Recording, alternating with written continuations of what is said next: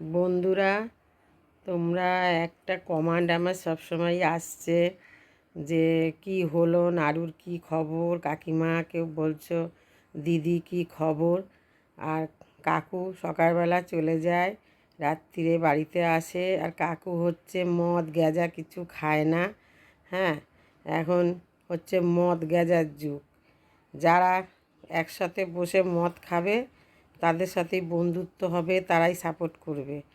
আর কাকু তো ওই ধরনের মানুষ না, কাকু হচ্ছে ভালো মানুষ, মদ গ্যাজা কিছু খায় না, ভদ্র মানুষ। তাই জন্যে মার খেতে হয়। এখন হোস্টেলে, কলেজে, সব জায়গায় মানে এরকম র্যাগিং হয়।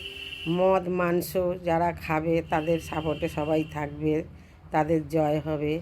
আর ভালো মানুষের জয় নেই বন্ধুরা। আর কি বলবো বলো।